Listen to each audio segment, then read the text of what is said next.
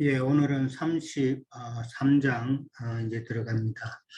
그동안에는 에스겔서 저희 이제 하나님께서 에스겔 선지자를 통해서 이스라엘 백성들의 그 죄를 지적하는 그런 내용을 많이 언급을 받았고, 그 다음에 현재 시점에 가서 에스겔을 통해서 하나님께서 심판을 늘 이제 경고를 하셨죠. 심판을 경고를 하셨고, 그 다음에 이제 오늘 이제 33장부터는 이제 어떤 면에서 보면은 이스라엘 백성들의 그 회복과 구원의 그런 내용이 담겨져 있다, 그렇게 이해를 하면 될 것 같습니다. 과거에는 너희들이 죄를 이렇게 지었고 그렇게 지었기 때문에 현재 하나님께서 이렇게 지금 심판하실 것을 현재 언급을 하시고, 그 다음에 이제 미래에는 그러나 너희들이 이렇게 회복이 돼서 하나님께서 어떻게 하나님의 백성으로 온전히 세울 것이다 하는 그런 미래적인 관점, 이 세 관점에서 보게 된다면은 이해를 좀 쉽게 할 수 있을 것 같고요. 사람은 어디까지나 불완전한 그런 존재잖아요.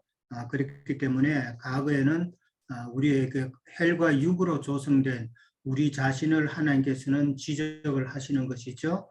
혈과 육으로 인해서 지은 죄들을 또 하나님께서는 우리를 통해서 보게 하시는, 그게 이제 과거 시점이 있고, 그 다음에 현재 시점에 현재 우리의 삶에 있어서는 이게 하나님의 그 말씀을 가지고 이 말씀을 따라서 늘 우리가 온전히 신앙생활을 하고 있는지 늘 점검해야 된다는 생각이죠.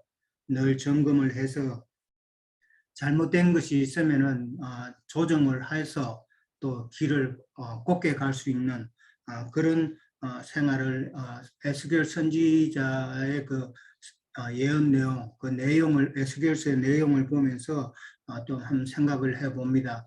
그러니까 이 말씀을 따라서 이제 쭉 나가다 보면은 참 우리가 우리의 삶 가운데서 하나님의 말씀을 기준으로 해서 참 온전한 삶을 추구해야 되겠다라는 그런 생각이 듭니다. 자, 오늘은 이제 그 33장 1절부터 가면은 1절부터 9절까지는 주로 이제 파수꾼의 역할과 그 책임에 대해서 먼저 나옵니다. 파수꾼은 뭐 우리가 너무나도 잘 알지만은 여러 가지 파수꾼이 있지만은 우리가 생각할 것은 에스겔 선지자는 지금 선지자이면서 지금 하나님께서 파수꾼으로 세우신다고 이제 그렇게 말씀을 하셨죠. 영적인 파수꾼을 의미하는 것이죠. 그러면서 이제 1절에 가면은 그 비유가 나오는데 비유를 통해서 에스겔 선지자에게 파수꾼의 그 사명을 맡기면서 파수꾼의 그 얼마나 그 책임이 중요하고 참 역할이 큰지를 비유로 들어서 그렇게 말씀을 하고 계시죠. 파수꾼의 나팔은 회개의 나팔이라는 것이죠. 파수꾼은 나팔을 분다는 것은 결국은 이제 회개하라는 그런 내용이고, 듣고도 정신 차리지 않으면은 이제 회개하지 않으면은 자기 죄로 인해서 죽는다는 그런 내용이죠.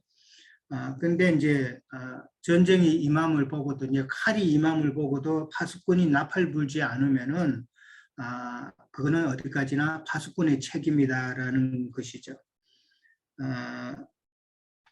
그러니까 많은 경고에도 불구하고 하나님의 말씀을 듣지 않는 것은 참 오늘날도 같은 맥락이지 않나 생각해 봅니다.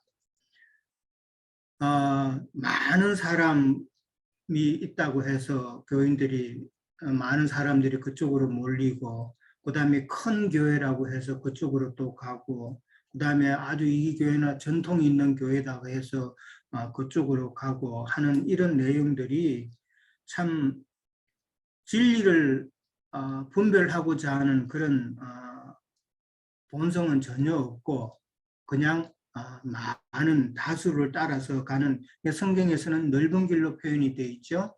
넓은 길로 가는 그런 사람들을 참 많이 봅니다. 그러니까 파수꾼의 그 사명을 따라서 아무리 외쳐도 잘 듣지 않는 오늘날 세대와 뭐 비슷할 것 같습니다. 뭐 구약을 보면은 믿음의 선진들, 선지자들이 참 많은 하나님의 말씀을 전거했지만은 그들은 정말 말씀을 배척했고 그 에스겔 선지자뿐만 아니라 여러 선지자들의 경고를 참 무시했다라는 걸 우리는 잘 알고 있습니다. 7절에 가면 하나님이 에스겔을 이제 파수꾼으로 세우시는 이유와 그 다음에 파수꾼이 해야 할 일을 설명을 하고 있죠. 하나님의 말씀을 듣고 하나님을 대신해서 그들에게 경고하는 것이다라고 딱 그렇게 요점을 말씀해 주고 있습니다. 그러니까 하나님의 말씀을 듣고 나를 대신하여 이렇게 나와 있는데 참 이 중요한 것은 하나님의 말씀을 듣고죠. 오늘날 어떻게 보면 세상 교계의 많은 교육자들은 어떻게 보면은 파수꾼이죠. 그들 나름대로의 파수꾼이에요. 그런데 그들은 하나님의 말씀을 듣고 그렇게 말하는 것이 아니다라는 것이죠. 거짓 선지자는 자기 말을 전하게 되는 것이죠. 여기서 한번 또 생각해 보고요. 그 다음에 8절과 9절에 가면은 3절에서 6절에 나왔던 그 파수꾼에 대한 내용이 이제 반복되는 경우죠. 악인에게 경고하지 않고 그 길에서 떠나지 않는 경우 그런 자는 이제 죄인이 자기 죄악으로 죽고 피값은 파수꾼에게 묻는다 그렇고, 그 다음에 이제 경고하여 돌이켜 떠나라고 했는데 떠나지 않는 경우는 그 죽는 자는 자기 죄악으로 죽고 파수꾼은 자기의 생명을 보존한다라는 그 내용이 또 반복해서 나옵니다. 그 다음에 이제 10절에 가면은 이제 10절에서 20절쯤까지는 보면은 하나님께서는 악인의 멸망을 결코 기뻐하지 않는다는 그 내용을 우리는 생각해 볼 수가 있죠. 그 10절에 가면은 우리의 허물과 죄라는 단어가 나옵니다. 우리의 허물과 죄가 이미 우리에게 있어 우리로 그 가운데서 쇠퇴하게 하니 어찌 능히 살리요라는 말입니다. 그러니까 허물과 죄가 있음으로 말미암아 우리는 참 살 수 없다라는 그런 말인데 여기서 하나님께서는 이스라엘 백성들의 죄를 지적하고 계시죠. 그러니까 허물과 죄라고 하면서 죄를 지적하시는데 이 죄를 지적하는 건 죄가 많으냐 적으냐의 문제가 아니라 해결했느냐 안 했느냐의 문제죠. 예, 죄를 지적한다는 것은 그 죄를 해결했느냐 안 했느냐 그 관점에서 하나님은 보신다는 것이고, 죄를 이제 지적하여서 스스로 인정하여서, 그러니까 나는 죄인이구나 하는 것을 인정해서 그 다음에 인정하게 되면은 하나님께서 회복할 수 있는 그런 조건이 된다는 것이죠. 그렇게 이해를 하고요. 그 다음에 11절에 가면은 나의 삶을 두고 맹세하노니 나는 악인이 죽는 것을 기뻐하지 아니하고 악인이 그의 길에서 돌이켜 떠나 사는 것을 기뻐하노라. 이스라엘 족속아 돌이키고 돌이켜라. 너희 악한 길에서 떠나라. 어찌 죽고자 하느냐 하셨다 하라. 이렇게 말씀하십니다. 이게 이제 하나님의 마음이죠. 하나님은 참 악인이 죽는 것을 기뻐하지 않고 악인이 돌이켜 그 길에서 떠나 사는 것을 참 기뻐하신다라고 그렇게 말씀하시죠. 그러면서 이스라엘 족속아 돌이키고 돌이키라라고 반복을 하십니다. 이 돌이키고 돌이키라는 이 말은 단순히 돌이키는 것이 아니라 돌이킴으로 인해서 얻어지는 회복을 포함하고 있다는 것이죠. 예. 그냥 돌이키는 것이 아니라 돌이키면은 너희가 반드시 내가 너희를 회복시켜 주겠다는 하나님의 약속이 이 단어 안에는 포함이 되어 있다라는 뜻으로 생각을 해봅니다. 그 다음에 이제 12절에 가면은 이제 의인이 범죄하는 경우, 그 다음에 악인이 회개하는 경우가 이제 쭉 나오죠. 의인이 범죄했는데 범죄했다고 해서 그 의인의 의가 그들을 구원하지 못한다라는 것이죠. 그 다음에 또 반대로 악인이 이제 있는데 악인이 해결을 했어요. 그러면 이전에 그 악인의 그 악이 그를 넘어뜨리지 못한다라고 이제 그렇게 이야기를 하고 있습니다. 그러면서 다시 한 번 더 의인을 이야기를 하죠. 의인이 범죄하는 날에는 그 의로 말미암아 살지 못한다. 그러니까 아무리 의로운 사람이라도 죄를 지으면은 이전에 아무리 그 의로웠던 그 의가 죄를 어때 뭐 대신한다는 그런 의미가 아니라는 것이죠. 죄를 지으면은 그 범죄함으로 인해서 형벌을 받는 것이죠. 여기서 이제 의인과 악인이 나오는데 이 의인은 이제 스스로 의롭다고 하는 이스라엘 백성들을 상징하는 것일 것이고 그다음에 악인은 이방인을 상징하는 것이라 영적으로 그렇게 분별을 해봅니다. 그 다음에 이제 13절에 가면은 의인이 그 공의를 믿고 죄악을 행하면은 이렇게 나오죠. 뭐 그 모든 의로운 행위가 하나도 기억되지 않는다라고 그렇게 말씀을 합니다. 근데 의인이 그 공의를 스스로 믿고라고 그랬어요. 스스로 믿고 죄악을 행했다. 그러니까 자기의 의를 믿었다는 것이죠. 자기의 의를 스스로 믿었다는 건데 이제 내가 믿는 믿음이죠. 그런 믿음으로 인해서 스스로 이제 사람을 착각하는 것, 자기 자신도 착각하는 것이죠. 스스로 의롭다고 여겨지는 그런 자들.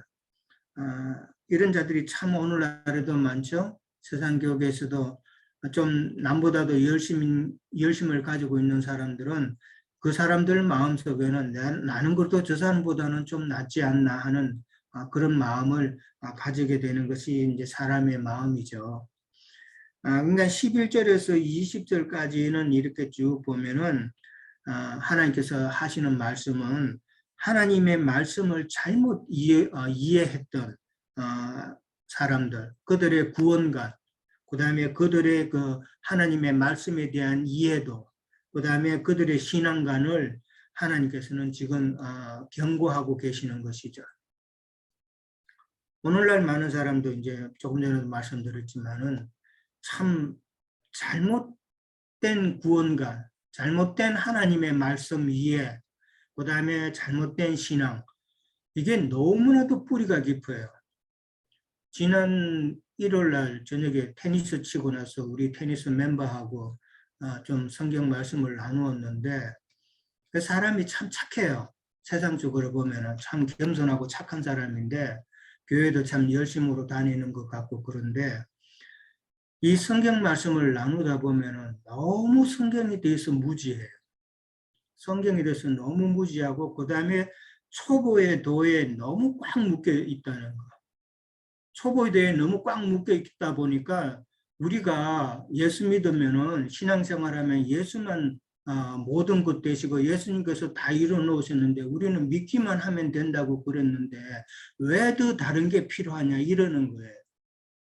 아니 그건 초보의 도에 젖어 있기 때문에 그러니까 그 사람들을 뭐 너는 이렇고 이렇게 했다면 뭐 그렇다 그렇게 정전을 못 하잖아요. 참 답답하죠.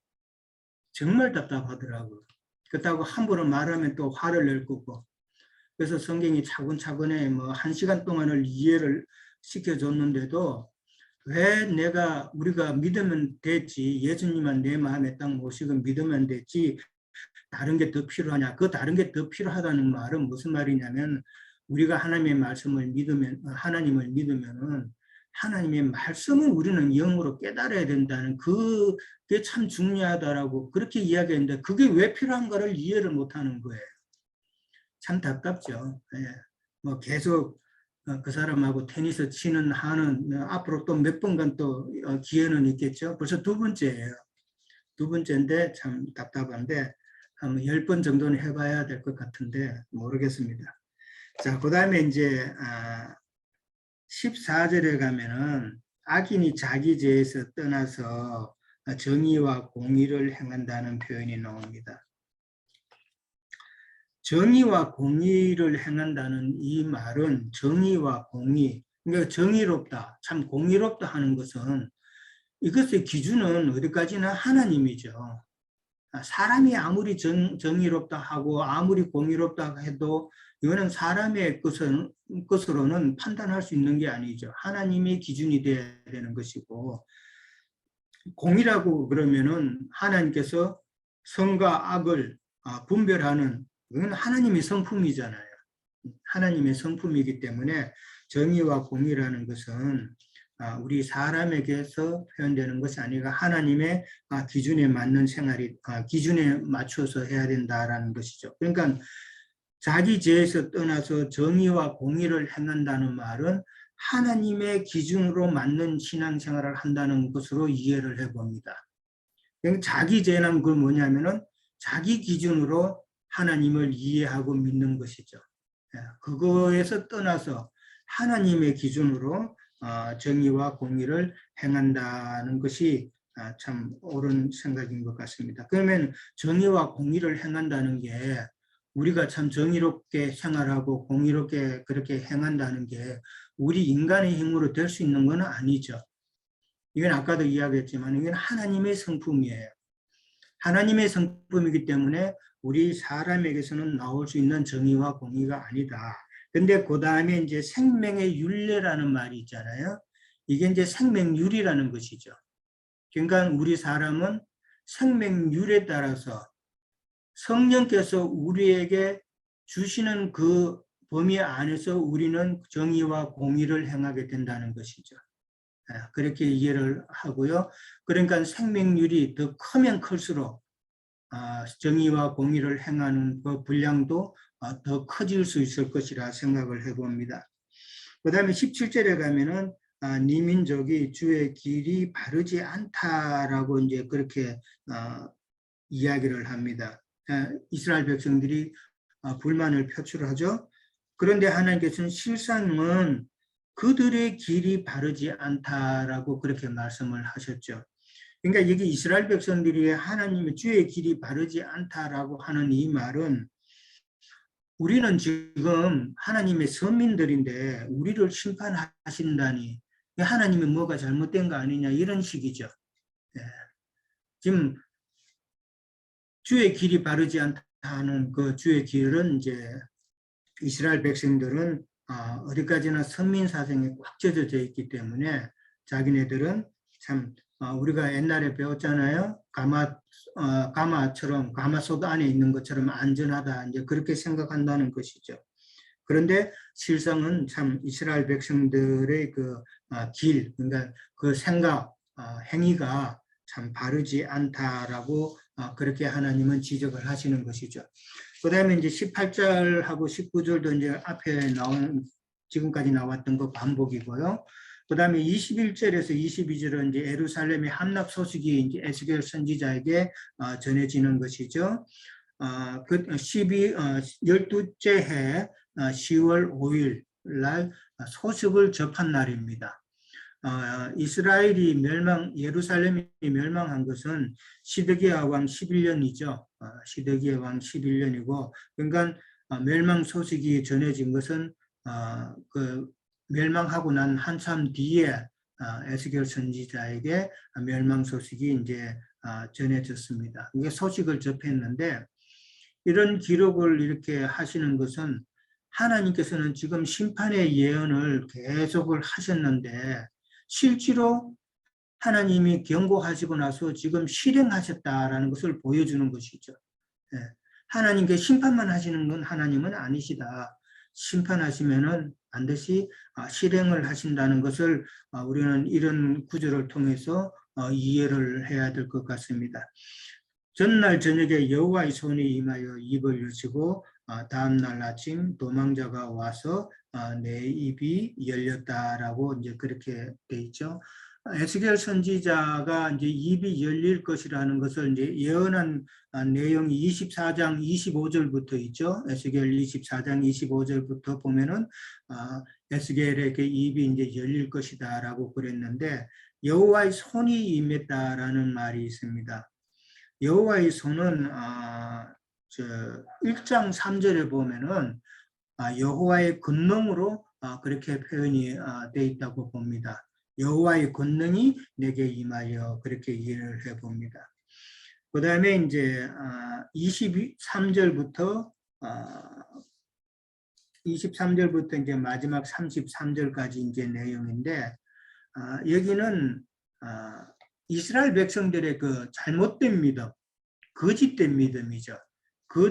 거짓된 믿음에서 그들이 믿음이 잘못되어 있는데도 그 믿음이 참 옳다라고 생각하면서 그 안에서 지금 스스로 안식을 누리는 그런 이스라엘 백성들을 하나님께서는 참 위험하다고 보시면서 하시는 말씀이죠. 네. 아까도 말씀드렸다시피 오늘날 많은 교인들이 믿는다고 하면서 예배당 안에만 들어가면은 자기들은 이제 참 천국 간다고 하는 그런 사고방식, 이제는 다 되었다 하는 그런 사고방식은 잘못된 믿음에서 그 나타나는 그 부작용, 그 위험성을 모르고 있다는 것이죠. 24절에 보면은 그 잘못된 믿음이 뭐냐 하면은 아브라함은 한 사람인데도 이 땅을 기업으로 주셨는데 우리는 수가 많으니까 더욱 이 땅을 우리에게 주실 것이 아니냐라고 그렇게 이야기를 하죠. 이 사람들이 착각하는 것은 지금 아브라함은 한 사람인데도 이 땅을 기업으로 주셨다고 그러는데 자기네들은 지금 아브라함의 육적 자손이다라는 것에 대한 자긍심을 가지고 있는 것이죠.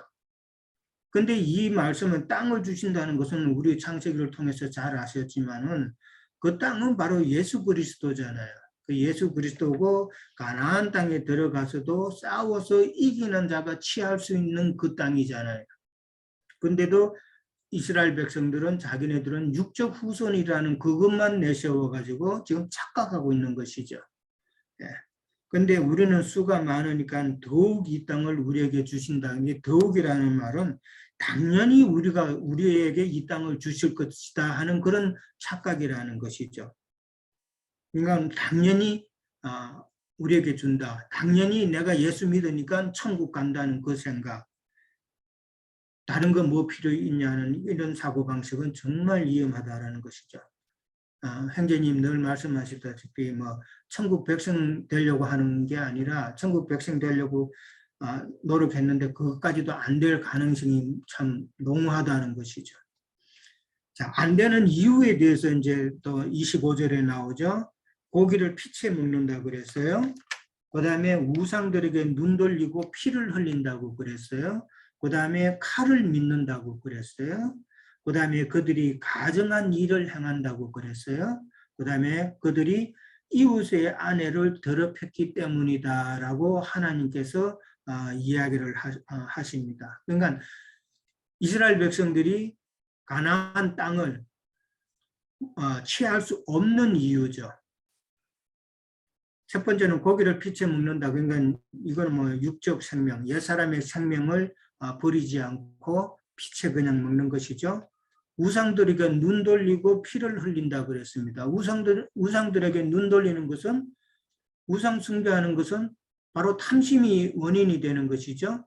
탐심으로 인해서 우리가 우상 숭배한다 그랬습니다. 그리고 그 탐심이 너무 크면은 살인하게 되죠. 탐심으로 인해서 살인을 하게 된다. 그래서 눈 돌리고 피 흘린다고 그렇게 표현을 했고 칼을 믿는다고 그랬어요. 이 칼은 전쟁의 칼이 아니라 그들이 갖고 있는 비진리의 칼이죠. 율법의 칼이죠. 그들의 행위의 칼이죠. 이 칼을 그들은 능력이 있다고 그렇게 생각하는 것이죠. 그 다음에 가증한 일을 행했다. 그러니까 이거는 진리에서 떠나게 하는 그런 행위들을 하는 것을 성경에서는 가증한 일이라고 그럽니다. 그러니까 서로 엄난을 부추겼다는 그런 일이죠. 이웃의 아내를 더럽혔다. 이것도 마찬가지로 참 비진리로 교회를 더럽힌 그런 경우죠. 이렇게 하나님께서는 그들이 그 땅을 취하지 못할 이유를 설명을 하셨습니다. 그리고 이제 27절에 가면 하나님의 맹세가 나오죠. 항무지에 있는 자는 칼로 엎드러질 것이라 그랬고, 그 다음에 들에 있는 자는 들짐승에게 먹히고, 그 다음에 큰 산성이나 그다음에 굴에 있는 자는 전염병에 죽게 된다고 그랬습니다. 항무지와 덜에 있는 광야죠, 광야.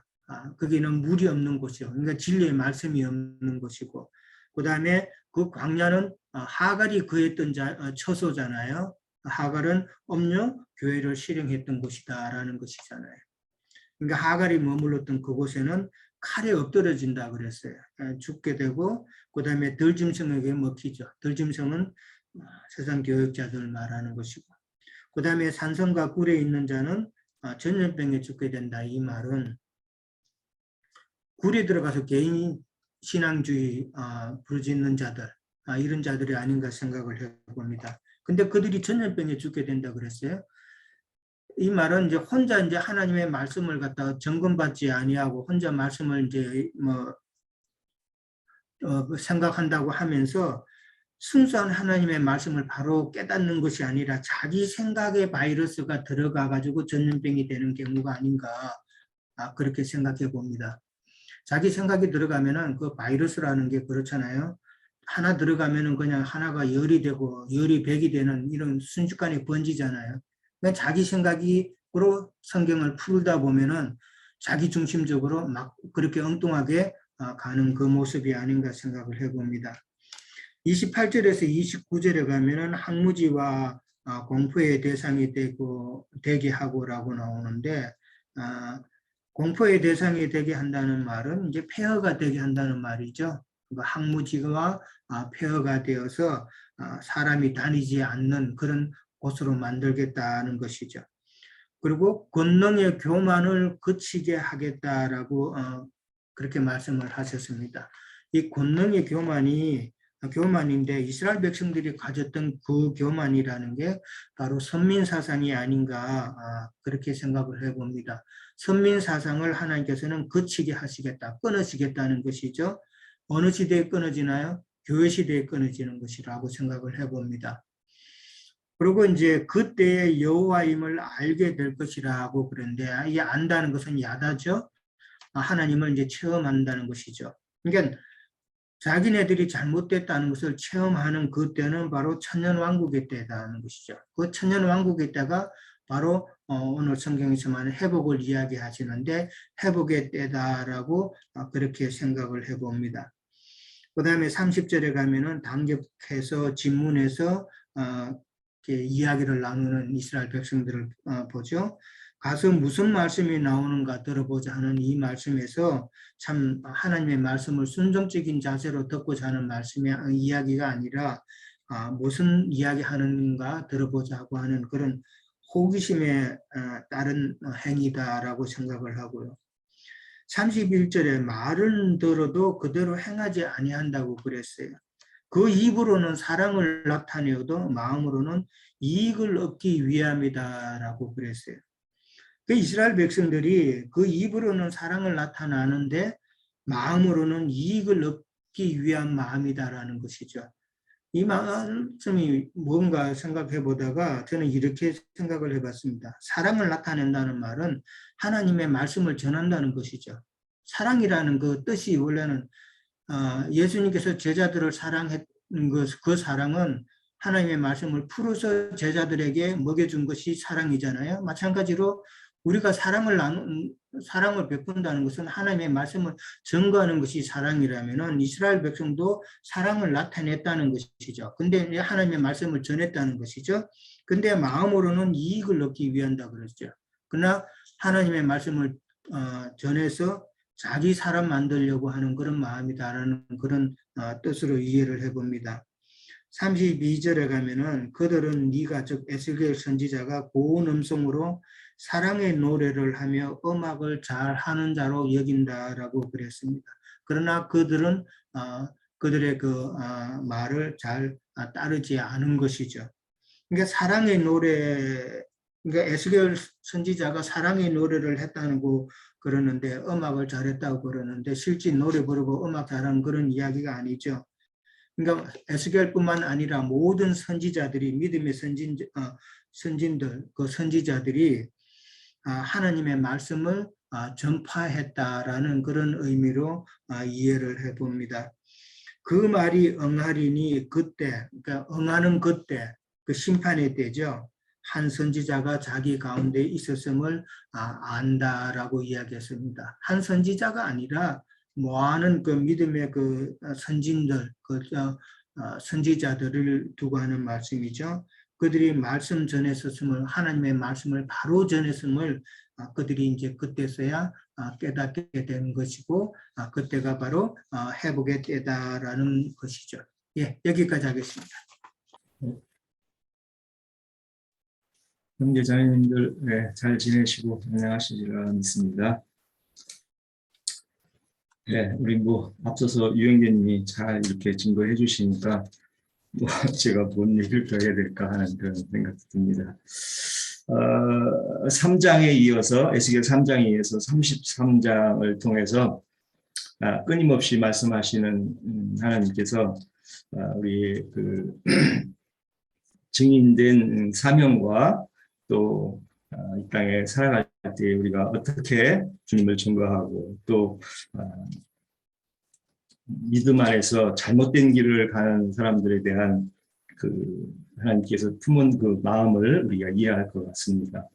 또한 우리가 하나님의 사람이라면 동일한 그런 주님 주시는 마음으로 사역과 전도의 일이 똑같이 이렇게 행해지리라 이렇게 생각을 하죠. 우리가 앞서 유영진님 말씀 통해서 참 여러 가지 생각해 볼 그런 내용들이 많이 있어요. 저도 이렇게 증인으로 나름대로 살아간다고 하지만 사실 어떤 전도를 이렇게 해봐도 참 녹록지 않은 그런 현실에 부딪히면 참 좌절도 많이 오고 어떻게 이렇게 사람들이 그 말씀에 대한 이해가 형제님 영적인 성경은 영적인 말씀이라고 하는데 영적인 말씀들을 이렇게 전부 오해해서 이해해가지고 신앙하는 오늘날 기독교인들에 보면 참 이걸 이해하는 사람 입장에서는 어디 좀 숨고 싶어요. 그 사람들하고 만나면은 오히려 내가 이거 어떻게 이 사람은 어떻게 말하면 또 오해해가지고 이렇게 대면하기가 좀 부끄럽지 않을까 하는 생각도 들고 근데 이제 이런 말씀들을 추구하면서 보면은 그들은 원체 그 완악한 마음으로 굳어진 그 정신 세계라 듣지 않을 거라 하는 그런 것이 있기 때문에 참 이해를 가면서도 어떤 하나님께서 지혜를 좀 구하는 그런 증인이 돼야 되지 않나 하는 제 자신을 돌이키기도 합니다. 그래서 우리가 그들의 그 실상을 이렇게 말씀들을 통해서 보면은 세상의 영에 잡힌 사람들의 그 사고가 저도 세상에 있을 때 전 저에 대한 이익과 유익만 추구하는 저 자신을 보기 때문에 그 세상 교회의 세상 영에 이렇게 사로잡힌 사람들을 보면은 자기 앞에 이익이 안 된, 현실적인 이익이 안 된다고 하면은 진리가 그게 상관이 없죠. 네. 그래서 하나님도 참 이런 모양 저런 모양으로 참 달래고 설득하고 또 말씀하시고 또 말씀하시고 하는 그런 이런 말씀 세계에서 보면은 참 전도자라는 직분이나 이 파수꾼의 직분은 늘 깨어서 지키고 또 다시 말하고 그런 기회를 찾고 지혜를 구하는 것이 우리의 연속성이 아닌가 이렇게 생각을 합니다. 이제 우리가 악인이라는 말씀들이 여기서 많이 나오는데 12절도 그렇고 그 부분은 시편 1장에 잘 나와 있죠. 악인과 의인의 길에 대해서 이제 우리가 잘 이해하는데 이 세상 사람들은 세상 교회에 있는 사람들은 자기가 착하고 선한 사람이라고 스스로 이렇게 자긍하고 있죠. 세상에서 그 사람들 보면은 나름대로는 참 봉사활동도 많이 하고 뭐 알게 모르게 그 주님이 뭐 오른손이 하는 걸 뭐 오른손이 모르게 하라고 하는 식으로 뭐 이렇게 진리 안에서 보면 가식이지만 그런 일을 많이 하니까 자기가 의인이라고 생각을 하는 착각이 많이 빠져 있더라고요. 성경에서 말하는 것은 신앙을 잘못하고 진리의 말씀을 따라서 신앙하는 게 아니라 뭐 우리가 소위 얘기하는 넓은 길을 가고 또 짐승 사역으로 예표된 악인의 길 사역자들하고 같이 예배당 생활하는 것을 악인이라고 그러는데 그런 그 성경에서 많이 나와 있는 거짓말하는 자, 진리를 거짓 증거하는 자들이 악인이고 또 어떤 자기의 욕망을 추구하기 위해서 신앙하는 사람들을 악인이라고 그러는데 어떻게 보면은 참 금방 이해해야 될 이런 부분들이 사역자나 파수꾼으로 보냄을 받았다고 자칭하는 오늘날의 교역자나 이 사역자라고 하는 예배당 지기들이죠. 뭐또 천주교에서는 로마교에서는 뭐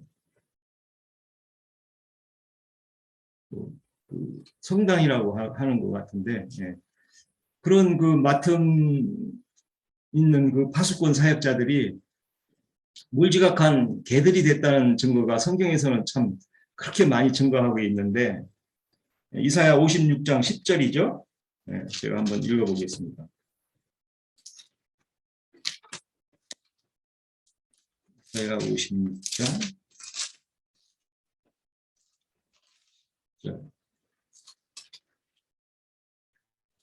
들의 모든 짐승들아 숲 가운데 모든 짐승들이 와서 먹으라. 이스라엘의 파수꾼은 맹인이요 다 무지하며 덩어리 개들이라. 짖지 못하며 다 꿈꾸는 자들이요 누워있는 자들이요 잠자기를 좋아하는 자들이니 뭐 이 개들이라고 이렇게 탐욕하는 그런 것들로 참 많이 이렇게 하는데 이스라엘이라고 하면은 뭐 우리가 알다시피 유대인들을 주축으로 한 이스라엘을 토탈해서 이렇게 이스라엘이라고 칭하는데 오늘날의 자칭 유대인이라고 하는 기독교인들이죠. 이 사람들이 그 악인의 길을 그렇게 아무 경계 없이 내달리는 이런 신앙들을 아주 그냥 관습이 돼가지고 예배당이나 많이 이렇게 막 차리고 제 아는 지인 중에도 뭐 자기가 7 예배당을 차려서 뭐 7 교회라고 그러죠. 7 교회를 개척해가지고 하나님께 영광을 돌린다고 막 아주 참 침튀기 나는 그런 걸 증거를 들으면 야, 이 사람은 참 어떻게 이걸 아니 그거 하나님이 받지도 않는 그런 예배당을 해가지고 그거 하는 거는 그 하나님이 또 진노하는 건데 그랬더니 당신이 뭘 알면 얼마나 안다고 응? 그렇게 하는데 참 어떤 사람은 뭐 그 아저씨가 뭘 알아 뭐 이러더라고요. 뭐 그러니 뭐 참 아니 그 진리의 말씀을 따라서 증거하는 증인들의 그 얘기를 그러면 어떻게 해서 그렇게 이게 하나님이 받지 않는 예배고 잘못된 진노하는 그런 사역이 되는지를 말씀을 통해서 나눠보자 이렇게 좀 그 뭐 베레아 사람은 신사적이라서 말씀을 따라서 이렇게 상고했다고 그러는데 참 베레아 사람 찾기가 하늘의 별 따기 같아요. 요즘은 정말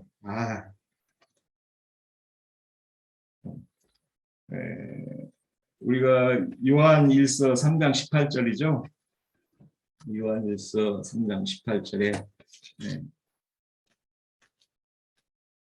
자녀들아 우리가 말과 혀로만 사랑하지 말고 행함과 진실함으로 하자. 이로써 우리가 진리에 속한 줄을 알고 또 우리 마음을 주 앞에서 굳세게 하리니 정말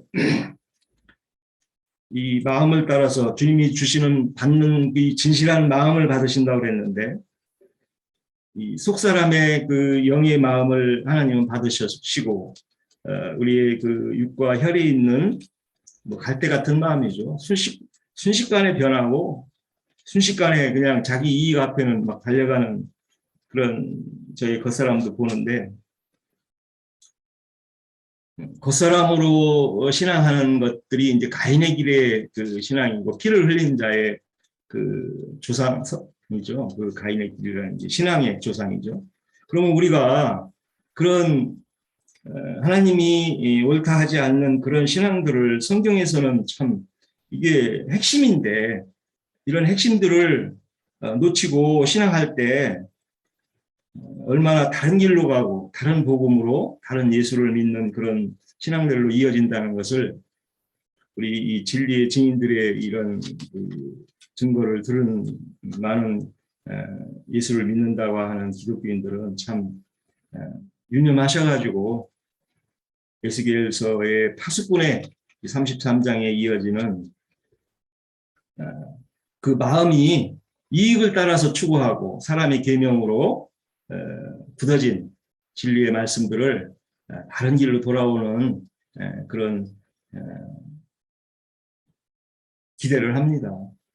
또 우리가 그 기대에 응하기에 정말 하나님의 그 말씀을 맡은 자로서 올바른 파수꾼으로 나팔부는 진리의 증인들로 우리 지체들이 다 같이 전진해 나가기를 바랍니다. 감사합니다. 네, 앞서서 우리 두 형제님께서 잘 증거를 해주셨는데 제가 좀 그 정리한 내용을 좀 말씀드릴게요. 에스겔 선지자를 그 에스겔 3장에서도 이렇게 부를 때 파수꾼의 어떤 역할, 해야 될 일, 그 파수꾼의 책임에 대해서 이렇게 증거를 주셨어요. 그래서 거기에 그 보면 내 입의 말을 듣고 그들에게 고하라 이런 말이 있고 내 입의 말을 듣고 나를 대신하여 그들을 깨우치라 이런 말씀이 있어요. 그리고 오늘은 이제 나의 입의 말을 듣고 나를 대신하여 그들을 경고하라 이렇게 이야기를 해요. 근데 이제 깨우치다, 경고하다 요 말을 좀 제가 그 헬라어를 히브리어를 찾아보면 비추다 이런 뜻이 있고 빛을 보내다 이런 뜻이 있어요. 그러니까 이게 결국에는 자신 안에 어떤 빛의 말씀을 가지고 있지 않으면 깨우칠 수도 없고 비출 수도 없겠죠. 그리고 그 사람이 하는 말들이 뭐 그냥 허망한 말이 될 수밖에 없는데, 그래서 이런 어떤 파수꾼과 선지자의 어떤 역할을 하기 위해서는 우리가 깨우친 말씀을 가지고 있어야 되고, 그리고 또 그 에베소서에 보면 빛의 아들들에 대한 이야기가 나오죠. 빛의 아들들로 행하라 이렇게 이야기해요. 그럼 빛의 아들들이 행하는 그 내용 중에 보면 그런 말씀이 나와요. 책망받는 모든 것들은 빛으로 말미암아 드러나나니. 그러니까 우리가 책망을 할 때 우리가 그냥 인간적인 책망을 하면 그게 빛으로 드러나지 않겠죠. 그렇지만 우리가 빛의 말씀을 가지고 책망을 하게 되면 그 사람도 이제 이렇게 수긍을 하는 부분도 있고, 그 사람이 워낙 이제 여기 그 에스겔 선지자를 부를 때 이스라엘 족속을 말할 때 이런 말을 해요. 그들은 패역한 족속이고 이마가 굳은 자들이다 이렇게 이야기를 합니다. 그러니까 그렇게 패역하고 이마가 굳은 자들은 듣기가 좀 어렵겠지만, 그래서 이제 우리가 보면 이미 교회를 수년 다녔던 사람들은 우리가 말을 해도 참 길을 잘 안 열어주는데, 오히려 믿지 않는 사람들한테 이런 이야기를 하면 오히려 그 사람들이 좀 이렇게 길을 엿보고 이렇게 듣는 걸 우리가 볼 수가 있어요. 그래서 그들이 어찌 보면 이마가 너무 굳어버렸고 이제 패역한 그런 어떤 상황이 됐기 때문에 빛의 말씀을 증거해도 듣지 않는 어떤 그런 것이 있죠.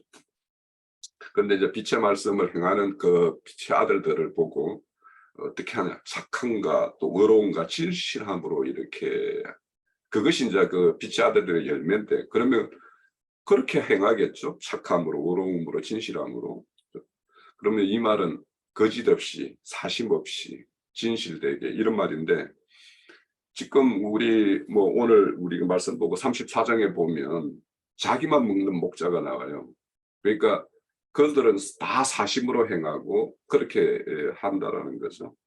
그래서 그런 자들을 대신해서 이제 선지자를 다시 파수꾼으로 이렇게 세우는 말씀을 33장을 세우는데, 그러니까 에스겔 3장에서는 앞으로 이스라엘과 남유다와 예루살렘에 임할 어떤 심판을 경고하기 위해서 선지자를 파수꾼으로 이렇게 세웠다면, 이제는 이미 지금 심판이 임한 이후에요. 지금 이 말씀 33장은. 그러면 그 심판이 임한 이후에는 그들에 대한 회복하는, 유리하는 자들을 이렇게 이끌어줄 어떤 그런 새로운 어떤 목자들로 이렇게 세우는 것이 이제 그 33장에 이렇게 새롭게 이제 파수꾼으로 이렇게 세우는 이야기가 이제 3장에 이어서 이제 두 번째 이렇게 이어지는 거죠. 그런데 이제 우리가 그 파수꾼하고 여기 보면 나팔이라는 거하고는 아주 그 밀접한 관련이 있죠. 그래서 이제 파수꾼이라는 거는 성을 이렇게 지킬 때 어두운 밤을 틈타서 적들이 이렇게 침입해 오는 것을 막고 경비하는 것이 파수꾼이거든요. 그래서 오늘날 군대라고 보면은 경계병이죠, 경계병. 그래서 우리 군대 가면은 우리 형제님들은 다 이제 알겠지만, 작전에 실패한 그 장군은 용서가 되지만 그 경계에 실패한 그 책임자는 용서를 못 받죠. 그 경계병과 경계를 책임지는 장소. 그런 거와 매우 마찬가지로 오늘 이런 어떤 파수꾼의 어떤 이야기는 우리 스스로가 오늘 이 말씀을 들으면서 참 저는 참 두려운 말씀인데, 그죠? 오늘 이 말씀이 파수꾼으로서 너희가 그것을 온전히 행하지 못했을 때 너의 어떤 불찰, 불충실 이런 걸로 인해 가지고 누군가 그걸로 해를 받게 되면 그에 대한 피를 너에게도 찾겠다라는 말씀을 하는 거니까 굉장히 두려운 말씀이에요. 그래서 우리 스스로가 그냥 누구가 들려주는 파수꾼의 어떤 나팔 소리를 듣는 사람, 나는 듣는 사람이야 이렇게 생각을 할지, 아니다, 우리는 주님이 이렇게 주님 입에 있는 말을 우리에게 들려주었고 우리는 들었고 그것을 이렇게 듣지 못한 자들에게 이렇게 들려주어야 될 책임이 있는 사람이라고 스스로 생각하는 것에 따라서 이 말씀이 이제 참 전혀 다르게 들릴 거예요. 그래서 우리가 파수꾼으로서의 어떤 것이다라면, 여기 보면 파수꾼의 어떤 생명을 보존하는 것은 파수꾼으로서 책임을 다하는 거예요. 적들이 칼이 이렇게 이마에 오면 그것에 대해 경고의 나팔을 불지 않으면 그 책임이 그 여자에게 있는 거니까.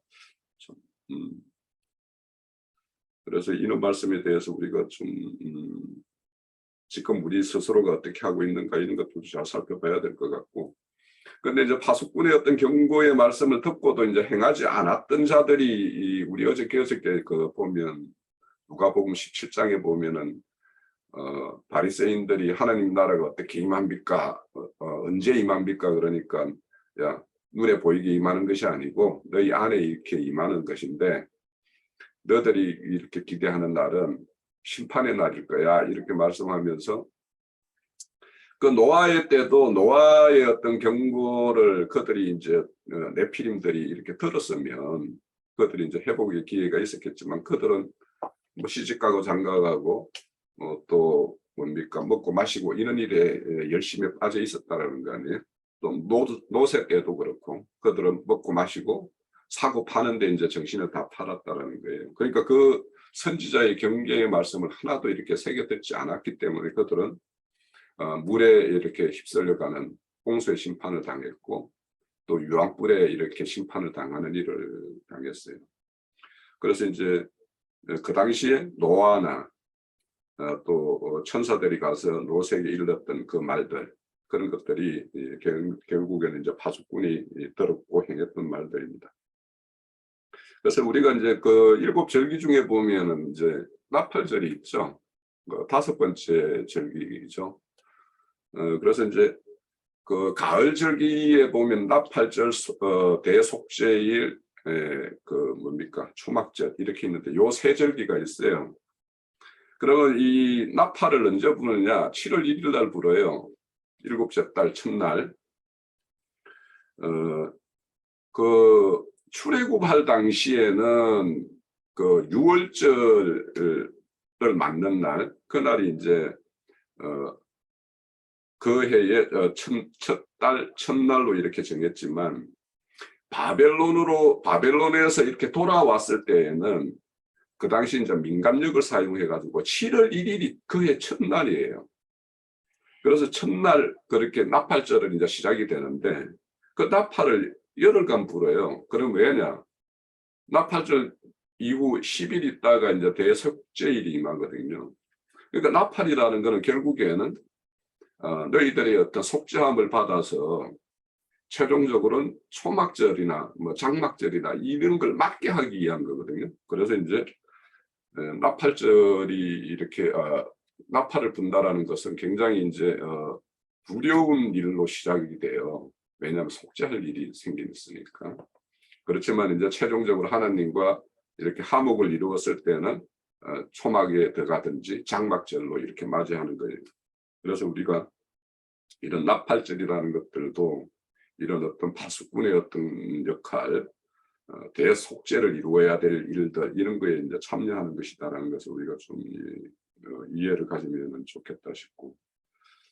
그런데 이제 여기에 이제 이어지는 말씀들 보면 10절에서 이제 쭉 이어지는 거는 크게 오해한 것들에 대해서 이제 바르게 이제 이렇게 일러주는 말씀들이에요. 그래서 참 오해라는 거는 굉장히 난 저 요즘에 우리나라의 가장 큰 어른이 이 해외에 나가가지고 뭐 이상한 일들을 자꾸 벌리는데 이게 큰 일이 뭐냐 하면 자기가 높은 자리에 올라가면 자기가 모든 것을 다 아는 줄 알아요, 사람들이. 그래서 마음대로 이렇게 행하는 것이 있는데 사실은 그 가장 위험한 게 뭐냐 하면 잘 모르면서 스스로 다 안다라고 생각하는 거예요. 그러니까 오늘날 이렇게 우리 신앙하는 사람들도 매 마찬가지고 이정자들도 매 마찬가지예요. 그러니까 지금 세계 가가지고 막 이렇게 뭔가 세계 각국들이 모이는 정상들 회담 이런 데 가가지고 이상한 소리 하고 하는 이유가 있어요, 그 양반이. 그 사람이 대통령 취임하고 나서 장관들 업무 보고를 안 받는다라는 거 아니에요. 그러니까 최고 이정자는 자기가 모든 국사를 다 아는 게 아니면 주변의 사람들의 말도 이렇게 챙겨 듣고 그들의 어떤 조언도 구하고 이렇게 해야지만이 이 평탄한 어떤 그런 운영이 되는데 스스로 독단적으로 이렇게 업무 보고를 하면 자기가 뭐 한 1시간 하면 40분, 50분을 자기 말하고 보고하러 온 사람은 한 10분 하고 간다라는 거예요. 그런 게 무슨 보고예요. 그건 보고 아니에요. 그래서 이제 저는 이제 여기 밑에 여기 보면 10절에서 20절에 그 아까 뭐 유영재님도 말씀했지만은 그들의 어떤 구원에 대해서 이제 구원관에 대해서 크게 오해한 것에 대해서 이제 이렇게 하나님의 뜻이 어디 있는가를 이제 일러주는 말씀인데 여기 10절에 보면 이제 아까 우리의 허물과 죄로 이미 이제 우리 가운데서 쇠퇴하여 어찌해야 할지 우리가 살리오 이렇게 말을 해요.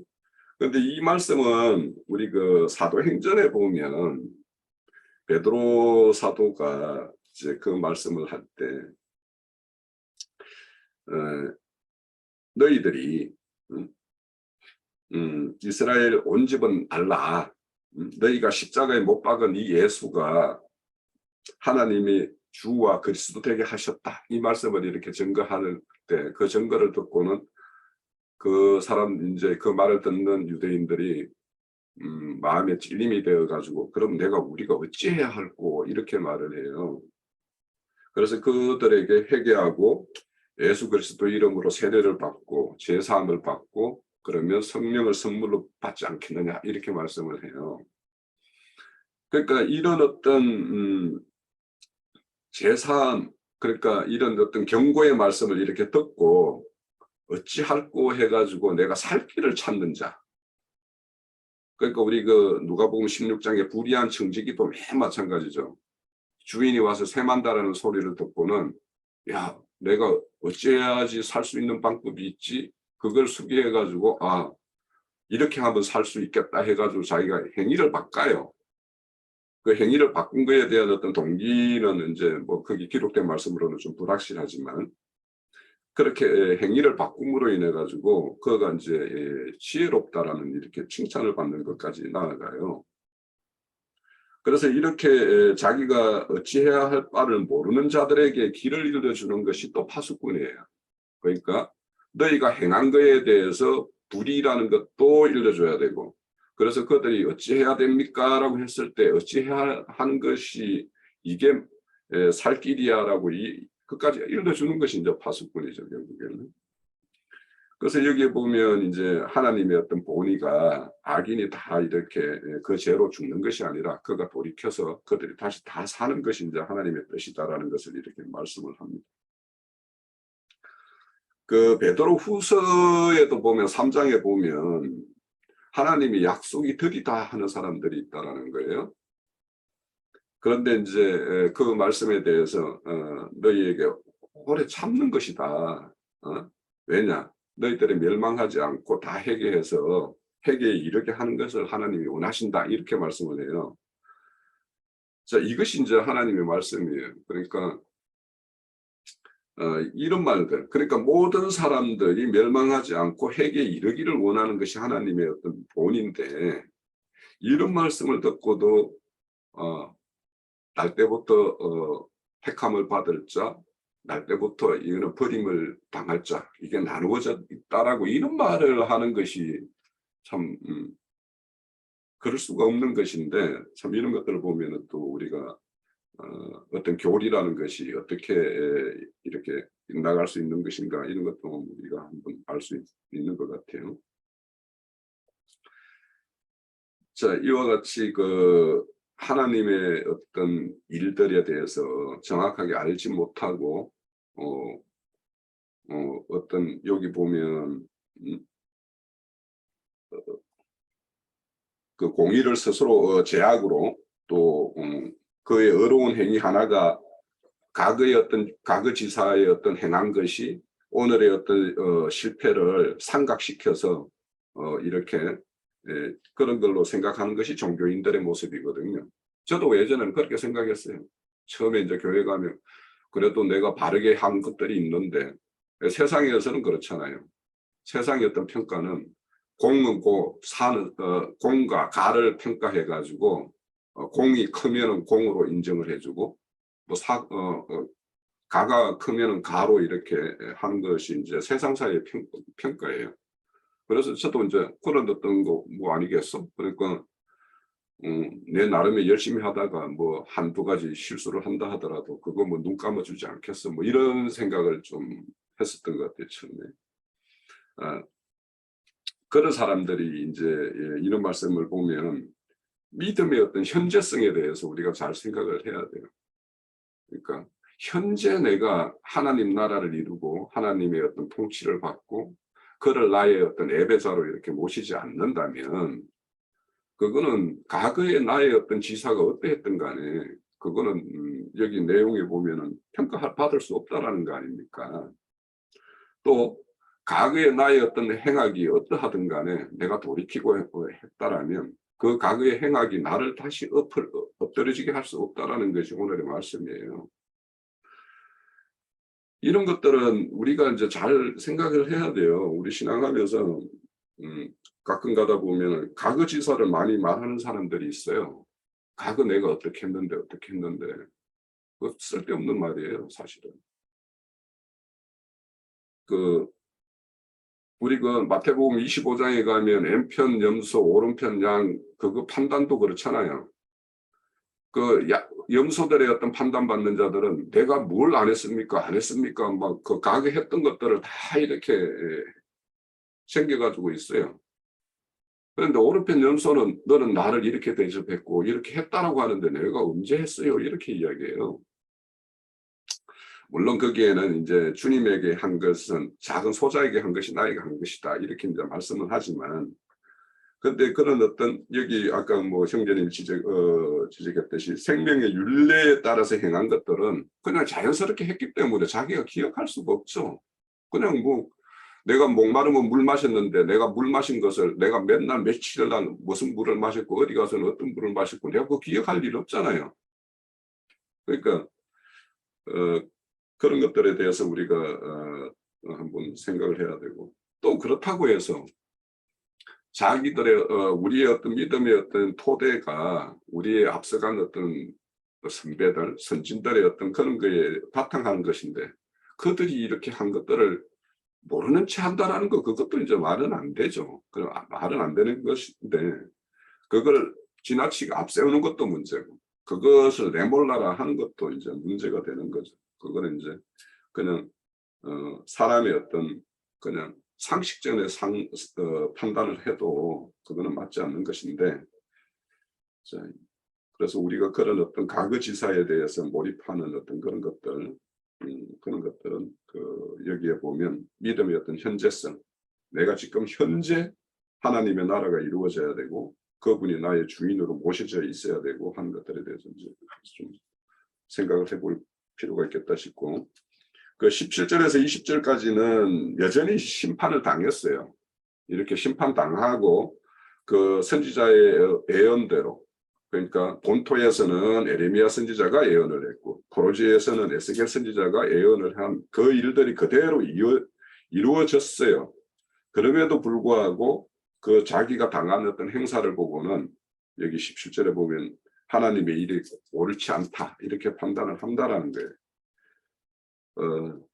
이런 일은 이제 사람이면 자기 앞에 어떤 환난과 고통이라는 어떤 그런 문제가 딱 이렇게 닥친 당사자로서는 어려움을 겪고 있기 때문에 뭐 원망이나 이런 것들이 있을 수가 있죠. 원망이 있을 수 있는데 그러나 시간이 지나면 그 원인들이 자신에게 있었구나. 하나님이 이렇게 나를 어떻게 어려운 가운데 이렇게 처하게 한 것도 하나님의 어떤 선하고 기쁜 뜻을 이루기 위한 것이구나. 이렇게 이제 받아지는 사람이 있죠. 그렇게 돼야죠. 그게 이제 신앙인이니까. 그래서 그것이 이제 수긍이 되어지면 이제 새로운 소망을 가지게 돼요. 그래서 오늘의 이 말씀은 새로운 소망을 주기 위해서 이제 이런 어떤 선지자를 세우고 선지자를 통해서 이제 말씀을 증거하는 겁니다. 그래서 지금의 어떤 어려움이 있지만 너희들이 하나님의 뜻을 헤아려서 그 뜻에 합치되는 길로 이렇게 나아간다면 다시 이렇게 회복해 주실 것이라는 새로운 소망을 주는 것이 오늘의 이제 33장의 어떤 본입니다. 21절에서 22절에 보면 여기가 이제 그 예루살렘에서 도망온 자가 이제 선지자에게 이렇게 말씀을 해주는데 이것이 실질적으로 예루살렘이 멸망한 1년 반 이후의 시간이에요. 지금 이 일이 있었던 거는. 그러니까 11째 달 11해 4월 9일 날 망했어요. 남주다가 최종적으로는. 그렇기 때문에 지금 12해째 10째 달이니까 1년하고 6개월이 지난 시점이죠. 그러니까 참 예루살렘의 어떤 멸망을 한 다음에 선지자가 예루살렘의 멸망의 소식을 듣는 것까지 18개월이나 이렇게 긴 시간이 걸렸나 이런 생각이 들어요. 그러면서 이제 그 24장에서 선지자가 그 아내가 이렇게 죽었을 때 자기 선지자 에스겔 아내가 죽었잖아요. 죽었을 때 슬퍼하지도 말고 눈물도 흘리지 말고 울지도 말아라 이렇게 말씀을 하면서 선지자 입을 그냥 이 벙어리가 되게 만들어 버렸어요. 그런데 이제 그것이 그때 예루살렘 멸망한 이후에 그 도망자가 너희에게 와서 그 예루살렘의 어떤 멸망의 소식을 들어갈 때쯤 내가 네 입을 열어주겠다라는 말씀이 있어요. 그게 이제 그대로 성취가 되고 있는 거죠. 지금 33장에서. 자, 이런 것들도 참 이런 걸 통해서 선지자에게는 얼마나 하나님의 어떤 말씀에 대한 어떤 확신을 이렇게 확고한 믿음을 이렇게 더하게 했을까. 말 못하는 어떤 그 시간 동안 선지자의 어떤 생각은 어떠했을까라는 것과 마침내 선지자에게 말했던 것처럼 이렇게 본인이 직접 체험하는 그러니까 입이 닫혔던 입이 이렇게 열리는 이런 것들을 경험하면서 선지자의 어떤 믿음의 어떤 담대함이라는 것은 더할 것이다. 우리 각자도 이제 이런 크고 작은 일들을 통해서 하나님의 어떤 그런 말씀이 어떤 성취되는 어떤 그런 경험들이 있을 텐데 그런 것들이 이제 우리의 어떤 믿음을 더하게 되겠죠. 그리고 이제 23절에서 29절까지는 이제 멸망을 당한 예루살렘에 남아 있는 자들이 말하는 거예요. 그러니까 여전히 여기에도 이렇게 23장에서 29절까지 보면은 정신 못 차리고 있는 거죠. 예루살렘에 남아 있는 자들은 실질적으로 빈천한 자들이에요. 이 이야기는 11장에도 똑같은 내용이 나와요. 에스겔서 11장에 보면 25인의 고관들이 예루살렘 성읍에 모여가지고 와 우리는 하나님의 가마 속의 고기다. 그렇게 하나님의 보호를 받고 있다. 그리고 우리는 집을 더 이렇게 새로 지을 필요가 없다. 왜냐? 포로 잡혀간 자들의 그 집을 하나님이 우리에게 주기 위해서 그 집을 지금 빈집으로 이렇게 남겨두고 있다. 이렇게 생각을 하고 또 그들이 가지고 있던 그 전답들을 우리에게 기업으로 주려고 하나님이 이렇게 하시는 것이다. 이렇게 생각을 하고 있었어요. 고관들이. 그런데 지금 여기에도 보면 이미 이제 선지자의 예언이 그대로 선지됐어요. 예루살렘 성을 이렇게 에어싸 바벨론의 포로로 싸가지고 거기에 완전히 기근이 들게 해가지고 거기 보면은 가마솥에 뼈가 막 무르게 하겠다 이런 말씀도 나오잖아요. 24장에 보면 그런 말씀이 다 성취되고 난 다음에 그들이 아무 소망도 없는 어떤 상황임에도 불구하고 자신들이 어떤 아브라함의 어떤 후손이라는 이거 아까 형제님이 이제 대망 선민사상이라고 말씀하셨는데 그렇죠. 그 생각에 사로잡혀 가지고 아브라함 한 사람에게도 이 땅을 다 주겠다고 약속을 했는데 지금 우리가 남아 있는 것이 그 당시에 한 2만 명 정도 남아 있었다고 이렇게 말들을 한다고 그래요. 그러면 그때보다 아브라함 혼자 와서도 그런 이 땅을 주겠다라고 했는데 우리가 지금 여전히 2만 명이나 남아 있는데 당연히 그러면 하나님이 이 땅을 우리에게 다시 주겠지 이렇게 이제 믿고 있는다라는 거예요.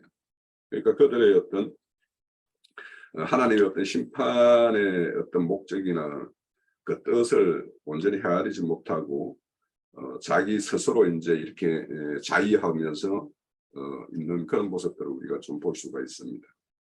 그들이 그러니까 여전히 뭐냐면 포로지에 잡혀간 자들은 그들의 죄 때문에 사로 잡혀갔고 지금은 여전히 자기들은 예루살렘에 남아있는 자들은 그래도 하나님이 우리를 보호해서 이렇게 남겨두셨다고 이렇게 여기는 거예요. 근데 하나님은 그거 반대죠. 오히려 예루살렘의 그 불의를 떠나서 포로 잡혀있는 그들의 성소가 되어주기 위해서 내가 떠난다 하고 이 에스겔 10장에서 이렇게 예루살렘을 떠나는 모습이에요. 그리고 이제 에레미야 선지서 24장에 가면 두 강주리의 무화과 과일에 대한 이야기가 나와요. 거기 보면 한 강주리는 먹지 못할 무화과, 한 강주리는 좋은 무화과 이렇게 말하는데 그 좋은 무화과가 뭐냐면 포로 잡혀간 자들을 좋은 무화과라고 이야기해요. 그들을 다시 내가 회복시켜주겠다. 그들을 회복시키겠다. 이렇게 말씀을 해요. 그러니까 여전히 우리가 이제 이런 것들을 보면서 우리가 범할 수 있는 것이 우리 주변에 뭔가 이렇게 하나님의 어떤 손길에 의해서 어려움을 당하는 자들을 보면 저 형제와 저 자매가 하나님의 어떤 그 앞에 뭔가 덕죄를 해가지고 저렇게 했다라고 이렇게 판단하는 것은 큰 오해라는 거예요. 여기에 말씀에 의하면 오히려 그들을 그런 어떤 환난을 통해서 그들을 온전히 세우기 위해서 그렇게 베푸시는 어떤 하나님의 어떤 손길이 있다라는 것을 우리는 늘 이런 말씀을 통해서도 좀 이해를 가져야 되고 마지막입니다. 30장에서 33장에 보면 포로지에 있는 자들도 매 마찬가지라는 거예요. 결국에는 남아있는 자들도 그렇지만 포로지에 있는 자들이 선지자의 말을 이렇게 들으러 나오는데 그러면 지금 선지자의 말 예언들이 그대로 성취되었으면 이제는 선지자가 들려주는 말을 듣고는 내가 그 말대로 이렇게 준행해서 나아가야 되겠다 이렇게 생각을 하고 선지자 앞에 말을 듣고자 나오는 것이 아니라 무슨 말을 하지? 그 말 듣고는 자기 이익을 위해서 이렇게 나온다라는 거예요. 그리고 여기에 그 선지자가 들려주는 소리를 고운 노래 잘하는 사람이 좋은 노래로 들려주는 것처럼 이렇게 듣고 있다라는 거예요. 우리도 이 부분을 우리도 잘 생각을 해봐야 돼요. 우린 장로 형제님이 말씀 주는데 우리 장로 형제님 말씀을 기막히게 푸네 막 이러면서 듣는다라면 그거는 똑같다라는 거예요. 이거. 우리가 그 말씀이 여기에서 경고하라고 그랬고 경계로 삼으라고 그랬고 또 깨우치라고 그랬고 그거를 위해서 우리가 듣는 거지. 성경 형제님 기가 막히게 푸네. 이걸 이렇게 푸시네. 그것도 푸시는 거 잘 듣고 이렇게 푸신다라는 것도 우리가 배워야 되겠지만 그 말씀이 나의 안에 뭔가 그 하나님의 어떤 형상과 모양으로 지어지는 부분 또 나의 어떤 교회 생활 모든 면에서 이게 새롭게 변화를 이렇게 도모하지 못한다면 그거는 여기와 똑같이 형제님 고운 소리 잘하시네 뭐 이렇게 같은 거죠. 그래서 우리가 좋은 말씀, 깊은 말씀을 들었으면 우리 스스로도 이제 여기 돌이키고 돌이키라 이 말씀이 우리가 깊은 말씀을 듣고 넓은 어떤 이해를 가지면 과거에는 이런 거는 우리가 생각했던 것이 옳은 거라고 생각했는데 그것이 옳은 것이 아니었구나 이렇게 이제 이해도 넓히고 그 넓혀지는 만큼 이제 우리의 어떤 모든 것들이 아까 빛의 아들들이 착함과 의로움과 진실함이라고 이야기했는데 그렇게 되어지는 것이 이제 우리가 말씀을 듣고 말씀을 취하는 궁극적인 목적이겠죠. 자, 제가 준비한 말씀은 이것이고 이제 24장, 34장 이런 쪽으로 이제 쭉 나가면 좀 더 우리가 소망을 가질 수 있는 하나님의 따뜻한 마음들을 이렇게 또 접할 수 있으니까 좋습니다. 이거 녹음 안 해도 돼요. 답변을 이제 하실 때 주님의 의도는 이거예요. 하나님의 나라를 너희는 언제 임할 그것을 나한테 질문을 하지만 지금 하나님의 나라는 이미 너희 가운데 너희 중에 현재적으로 하나님의 나라가 임해 있어. 이렇게 답변하신 거예요. 이것에 대해서 명확하게들 인식하시길 바라요. 왜냐하면 주님이 제자들과 함께 바리새인들과 함께 거기서 지금 대화를 나누고 있는데 너희 가운데 하나님의 나라가 지금 주님과 제자들은 하나님의 나라 사람들이거든요. 현재적으로 임해 있는 거야. 이미 임해 있어. 그 말을 하신 거예요. 예, 이걸 명확하게 좀 했으면 좋겠어요.